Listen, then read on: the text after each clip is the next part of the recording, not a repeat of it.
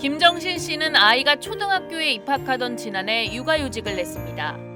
글씨 예쁘겠어. 또박또박. 그렇지.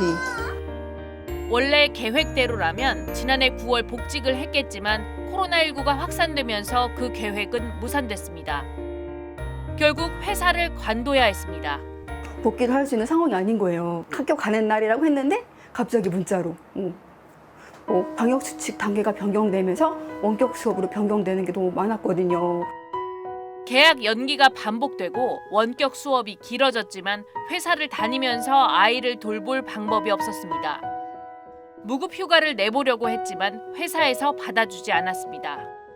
코로나19가 확산하고 1년이 훌쩍 지난 지금도 하루하루가 변수투성입니다. 집에 갈래. 뭐라고 방역한다고 집에 가래? 방역. 아, 일을 하고 싶은 마음은 굴뚝 같지만 코로나19가 여전한 상황에선 쉽지 않을 일입니다. 일은 하고 싶지만 아직 끝나지 않은 상황이니까 이런 막 돌발 변수들에 대해서 아직 대처할 수가 없잖아요.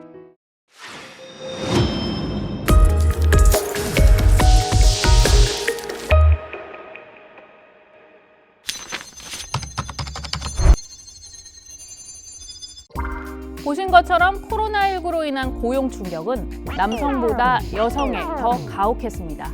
KDI 보고서입니다.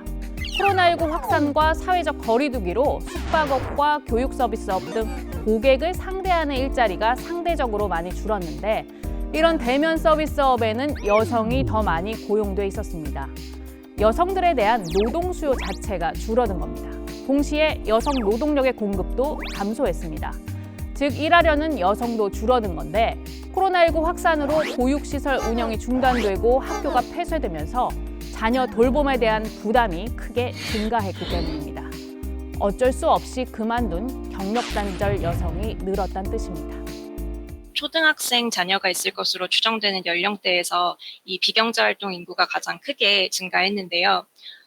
이것은 학교 폐쇄가 부모의 노동 공급을 제한하는 주요 원인으로 작용하였을 가능성을 시사합니다.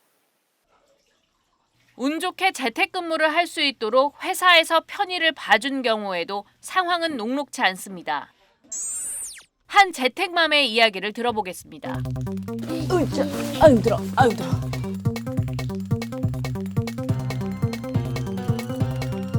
운동화 신어. 양호 안 신어.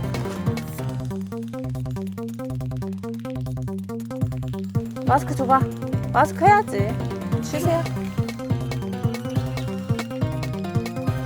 아침에 좀 전쟁이야. 재택근무 덕에 돌봄 공백은 겨우 면했지만 주부 허미연 씨의 하루는 아이 돌보랴, 회사 일하랴, 집안일하랴 쉴 틈이 없습니다. 솔직히 말씀드리면 워킹맘보다 더 힘든 것 같아요. 제가 워킹맘도 해보고 애만도 봐보고 다 병행하는 이제 지금 재택맘이라고 제가 그렇게 하는데 이게 쉬는 시간이 진짜 1도 없더라고요. 코로나19 이후 맞벌이 가정의 돌봄 시간을 살펴봤더니 여성과 남성 모두 돌봄에 쓰는 시간은 늘었는데 둘 사이의 격차는 더욱 커졌습니다. 코로나19로 인한 경력 단절의 고비를 넘긴 경우라 해도 퇴사를 끊임없이 저울질할 수밖에 없는 아슬아슬한 상황이 지속되고 있는 겁니다. 팬데믹 이후 여성 고용 악화는 전 세계적인 현상입니다. 일반적으로 과거 경기 침체기엔 건설업과 제조업을 중심으로 남성 일자리가 더 많이 감소하는 이른바 맨세션 현상이 두드러졌는데 코로나19는 여성에게 더 가혹했습니다. 특히 자녀가 있는 기혼 여성의 타격이 더 컸습니다. 맨세션과 반대되는 여성과 경기 침체의 합성어, 쉬세션이라는 말까지 나왔습니다. 이번에 사라진 여성 일자리가 또 상당 부분은 자동화 확산으로 대체될 가능성이 상당히 높기 때문에 또 과거 코로나 이전 수준의 여성 고용 수준을 회복하기 어려울 수도 있다는 전망이 있습니다. 물론 코로나19 확산이 초래한 재택근무 확대 등 근로조건의 변화가 장기적으로는 여성의 경제활동 참여를 높일 수 있다는 장밋빛 분석도 존재합니다. 그러나 이를 위해선 보육시설 확충과 유연근무제 확대 등 돌봄 부담을 덜기 위한 정책적 지원이 뒷받침돼야 합니다.